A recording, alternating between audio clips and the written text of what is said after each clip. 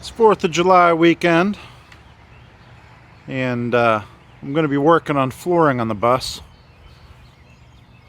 This family pavilion saw some serious parties, not necessarily 4th of July, we usually did that at a different friend's house, but a lot of get-togethers in this pavilion when my dad was still kicking, so that's in honor of my dad, the Colonel. So anyway, I am working on the flooring planks today. Those streaks down the side of the bus just make me irritated every time I see them. Hard to maintain my zen. I know I'm gonna have to sand them all off. It was very frustrating coming over and seeing that, but anyway, it's not a real big deal. It's just an annoyance. But I got the table saw set up to make my cuts outside the bus door here, so I don't have to clean up a bunch of sawdust inside. That'll make it easy for me with that little ladder to jump in and out. I actually might just get a platform, one of our aluminum platforms to put in front of the door. Be easy as well. So anyhow, I'm gonna get started. Gotta find a pencil to start marking my cuts. I'm gonna use that electric nailer, and my hope is to get all the flooring in the front here on that platform done today. So we'll see what happens. Okay, so I've started ripping this board at the proper distance to put it here on the seam. So I'm going to get that board put in place. Alright, so I've got that one nailed in place. I actually top nailed it because you can hardly see these wire nails in the flooring, and that'll be kind of shadowed by the closet and whatnot, so, or by the electrical closet and the sink's what I'm trying to say. So I'm going to get a piece cut for, maybe a piece or two cut all the way down here for this side on the seam. Okay, so I got the long piece there. Now I'm going to start with the fixed portion over here, cutting equal length pieces, and then we'll cut pieces for each hatch, just matching the lines where they're going to pull up. Might have a little bit of overlap on the sides, but I want all the edges that meet to be smooth surfaces like this, so I'll be cutting a lot with the saw. Anyhow, I'm going to get started cutting equal length pieces for over here. Actually, it's pretty cool that it lines up pretty much perfectly. I just have to cut off the, almost fell there, cut off the tongue on this side here to line up with the edge. So that's pretty nifty. Although, you know, I could fit them together, but I want to be able to remove these hatches if I had to, so I'm cutting the tongues off. The hatches will most likely be bolted down with riv nuts or with just regular nuts underneath, depending on my access. Once I've got these built, I'm going to make the make it so the hatches are actually bolted down in the corners just to keep them in place. Although it would be a serious issue if these things were actually getting dislodged. It would mean we had a bad wreck. So, but anyhow, in case we did have a bad wreck, I'm going to bolt them down. So, anyhow, I'm going to get started with these cuts, and I think this will look great when I'm done.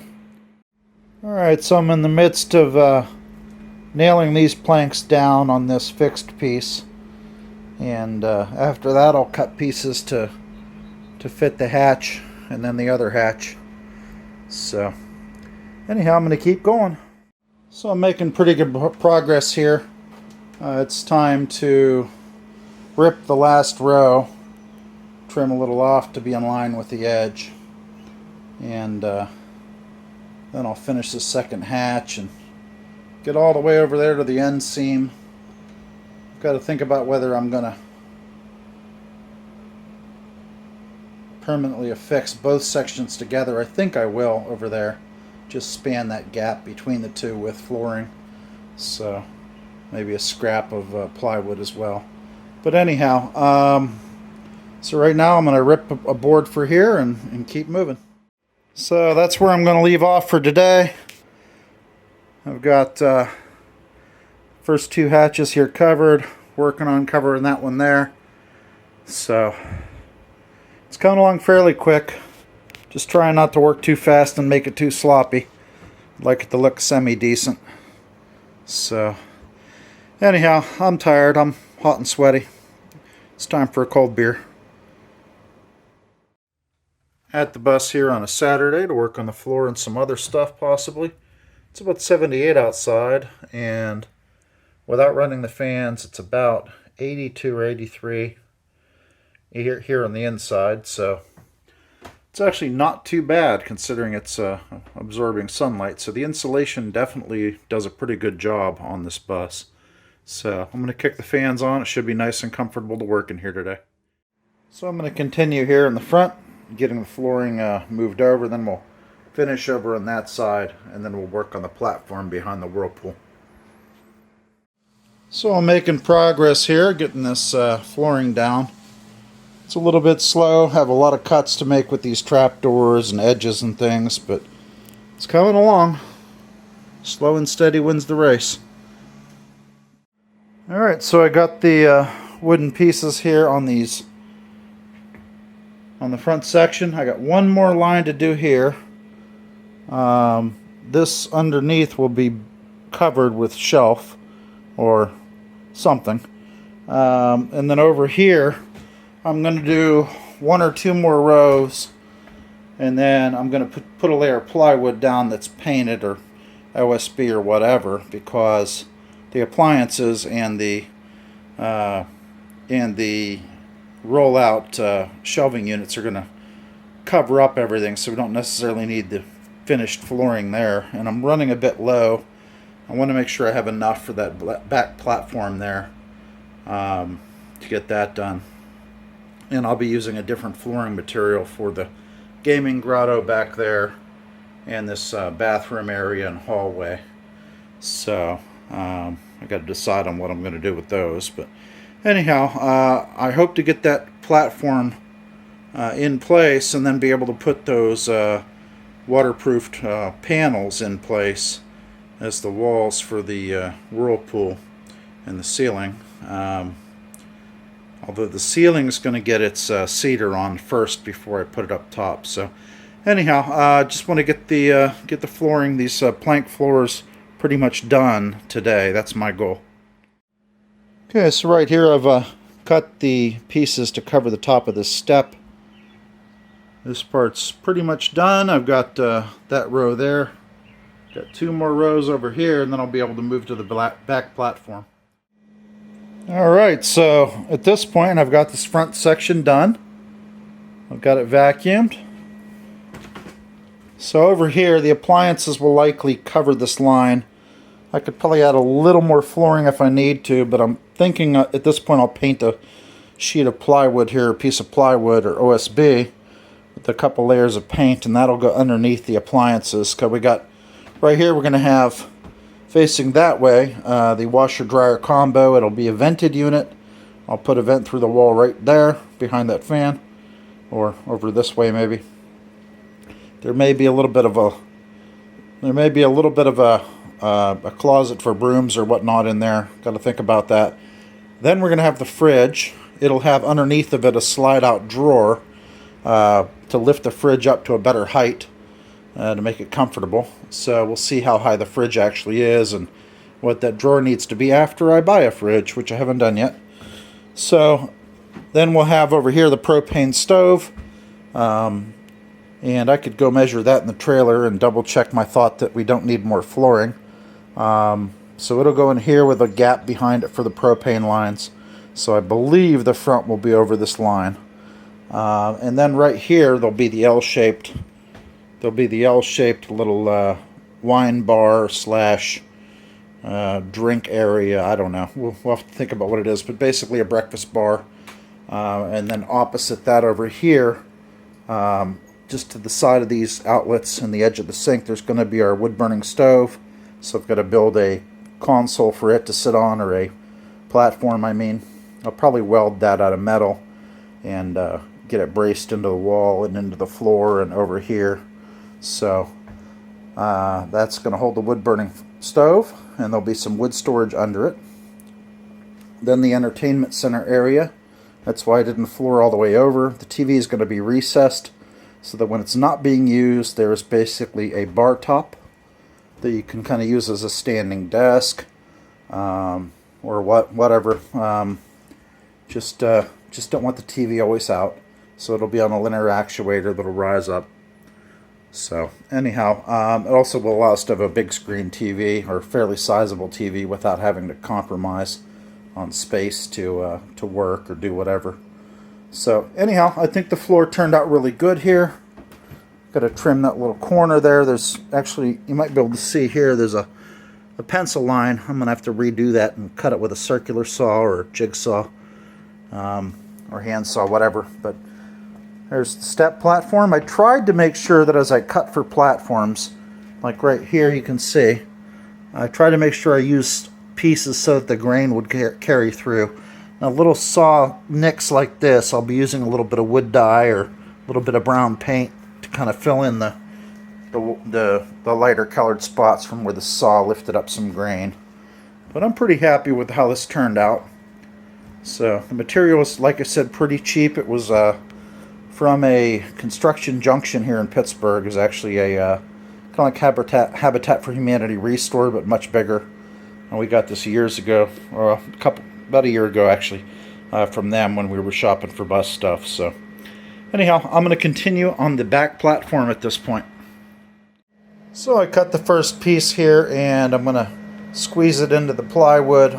Got to push pretty hard because this one's flexing out a little bit. So we'll use this wood to hold it in. Get it tacked down with the electric nailer. And that's a couple of rows in place. So I'm going to keep at it here. So I got the first board here under the lip of the Whirlpool. Just had to pull up slightly on it. It's a nice tight fit. So I'll run a bead of caulk around the edge when it's all done. And then we'll be careful not to get a lot of water on this. I may look into finishes for this type of flooring. But even if I eventually have to replace it, that's okay. So, you know, I could always even tile a layer over it next to the tub where splashes may occur. But for right now, I think this will work. I'm going to keep going. Getting pretty close here to done with all the flooring. So I'm just about done here with the platform. Once I have this built, I can put the opposite wall from that one in place right here. And then from there, I'll be able to do the cedar.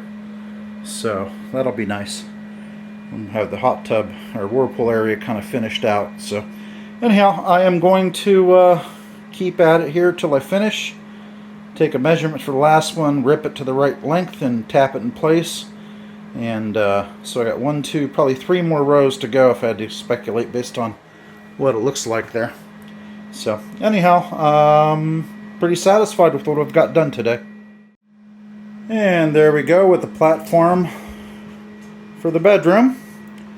And like I said, I'll have the opposite wall that's already painted over here fastened in place right there. And once that's done, I can do the cedar, and the whirlpool tub area will be pretty much complete. When I do the cedar and oil it, I'll put some tape around the tub. But I feel pretty good. I think it looks nice. It's not perfect, but it looks nice. Just needs swept up a little bit. There's some dust and sawdust and whatnot. So, but it's late. I'm done, and that'll be it for the Armstrong hardwood flooring. I'll have to come up with other flooring for that segment right there, and for this area here. Although this won't end up being that much flooring because we're going to have some storage and a hideaway second composting toilet and some other stuff here. So I actually about a week ago found this countertop with this sink for free on the side of the road. I really only wanted the sink out of it. This is going to go into the outdoor kitchen setup, and I'll build a little countertop for over this, at least for half of it, for slicing vegetables or whatnot. Just maybe 2 of them to pop into the sink bowls for cutting surface. But the outdoor shower spray nozzle will be near the outdoor kitchen slide, and I'll be able to affix that just over the sink here, or I'll have a hose that quick connects to the faucet for this, if I can find a folding faucet. So anyhow, I was just disconnecting that from the countertop. What I'm going to do today is actually try to get this antique sink and drain board mounted inside the bus. I'm going to use some of the plywood here on the table. It's that plywood underneath there. And I also went to Lowe's today and bought a wine cooler to hold wine and beverages under the breakfast bar, and plywood and some stick lumber to keep working on stuff inside. So anyhow, I'm gonna get at it. So I'm laying out the sink fixture on the wall here. I'm using this window frame. I went from where I'd cut the styrofoam based on the window template. I lined it up, and then down here I made a line at the bottom using this frame to indicate where the bottom of the window is. This will help me align the top of the sink vertically. So it's going to be a fairly low sink work surface, which is good because my wife and I are short. So I want it to be just below the window is the plan here. So this is the wine and beverage cooler that I bought at Lowe's. It was 199 bucks. I'm going to temporarily use it to keep my bus beer cold. While I'm working on the bus, I like to sip a few beers. So we'll get this thing plugged in and get it chilling off. So I've cut these two pieces of plywood at 24 by 32. These are going to be the end supports on the very edge of the sink. The sink's actually built with pretty thick old wood there. I'm not going to remove that. I may end up putting a coat of paint on it at some point underneath. Maybe not. But these end caps will end up being on the one side double thick with 3/4 because I'm going to use I'm going to use that as a wall to support the inverter, to hang the inverter. It'll be tied into the ceiling on one side and then tied into the wall as well. So I think the overall width will be about 26 inches away from the wall. I'm going to back these out a couple inches. I'll need to cut some shim block to do that. Probably 2 runners, one at the bottom, one at the top, and that'll leave a gap for the plumbing. So anyhow, I'm going to keep going here. Okay, so I'm fastening some end pieces here. I left a 1/2 inch gap. The 3/4 ply will be on the outside. I did a 1/2 inch so that there'd be a gap to do tile and not have it overhanging the lips here. So we've got that. I've also marked these for cutting them off at 26 inches from that side. And then I'm going to cut a couple pieces of wood to go on this side. To kind of serve as a little bit of a shelf kind of thing. Probably a piece of 3/4 ply and then a piece of 2x material.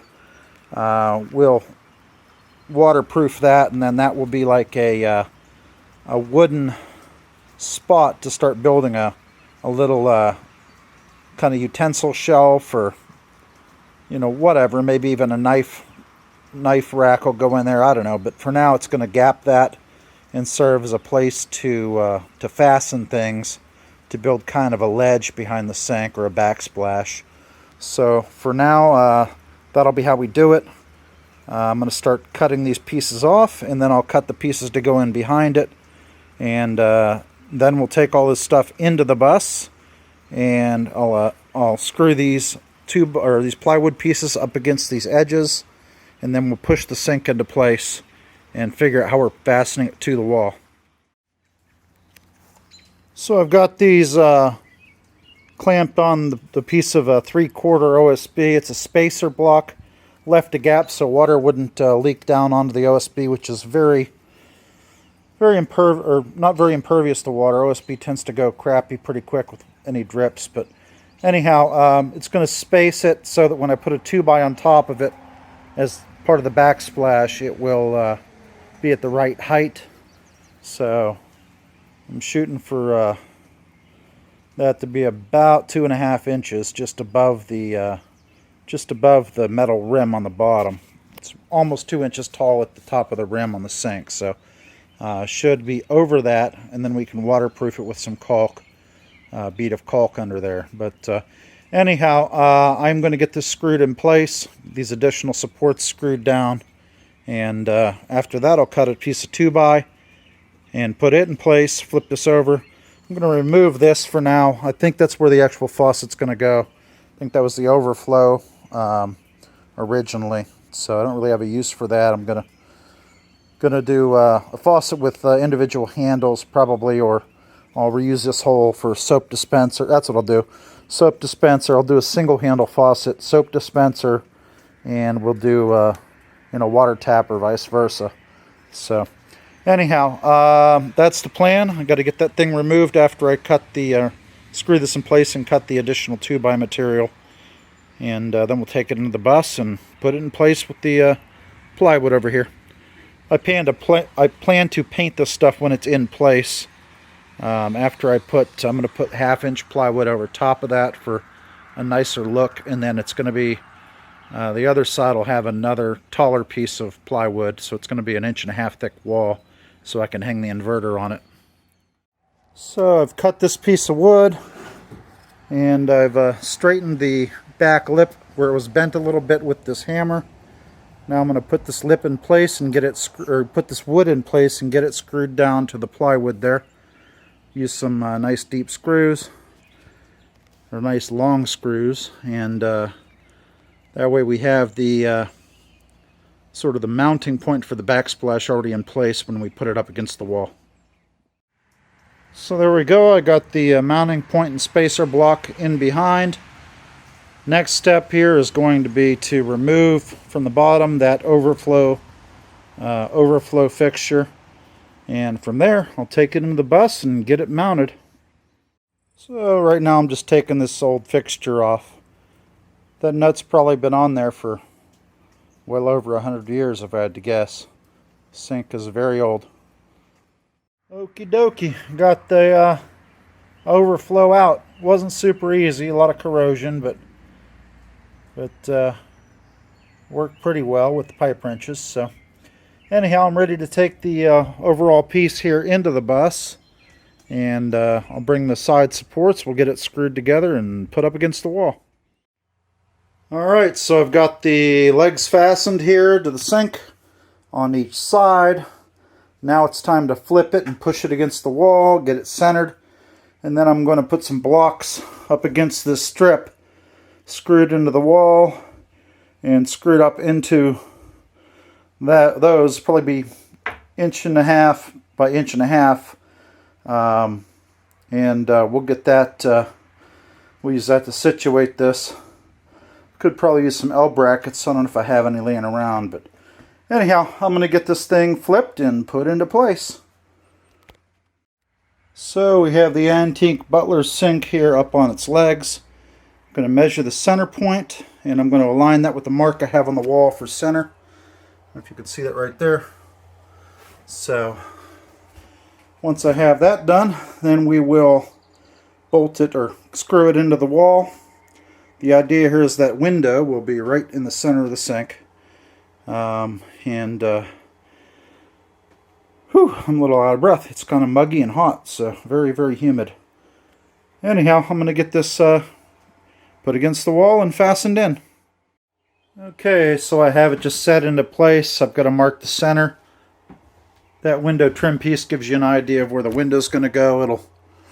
It'll come up just a little bit above that wood. You see the center line marked right there. So anyhow, I'm going to get this centered and get it screwed into the wall, and we will be good to go. So I've cut these 3 pieces of wooden blocking. Long one will be in the center underneath, and then these other 2 will be in the outside edges. First I'm going to screw them in the wall, and then I'm going to, hopefully we have long fasteners, I'm going to use 3 or 3.5 inch screws down through that 2x4 into these. So that should probably two or three per stick of wood here, and that should really secure it to the wall. Okay, so I used this thick drill bit here to recess some holes. They went down with long, about 3-inch screws down into the wood that I fastened to the wall. So this is not going anywhere at this point. It's very solidly placed into the wall. I'm likely to use some L brackets or a little blocking of wood later on the edges here. After I put the finished plywood, I'll probably use some 1/2 inch nicer looking plywood on the inside there and to stiffen this up a bit. But the outside's going to get over here whatever I want to do for the backing of the fireplace area. I'll probably have this come up a little bit to keep things from rolling off the counter when we hit the brakes, and to kind of serve as a place to put some backsplash up. I'm starting to think I'll probably use painted metal as the backsplash, and then I'll have a rim here, and then back here we'll just throw our spices or whatever else we want to stuff back there. Kind of be like a little cubby to hold stuff. Maybe some flowers or potted plants or something, or succulents, I'm not sure, but a variety is most likely. And so anyhow, I think I'll use metal to trim out the backsplash, unless my wife has other ideas or wants it tiled or something like that. So anyway, this is secured to the wall, and I'm pleased with my progress today. And I just shop vacked it off, got the tools put away, so that's what it looks like. We're not sure yet if we're going to leave all the patina or scrub some of it off or scrub it all off and make it look like the underlying zinc that it is. But this zinc will last longer than I'm alive. It's lasted this long, so I don't know if it's about 150 years old. It's pretty old. Got it from a family friend who had it stored for the right project. So anyhow, that's it for the evening. I'm going to head home. Alright, so I've just scooted this wine and beverage cooler underneath the sink out of the way to have my bus beers chilling. So I'm going to rig the switches so that I can have this powered on when the bus's lights and things are not. So that way I'll have cold beer while I'm working. So this will ultimately chill wine when we go to vineyards and stuff. So nice.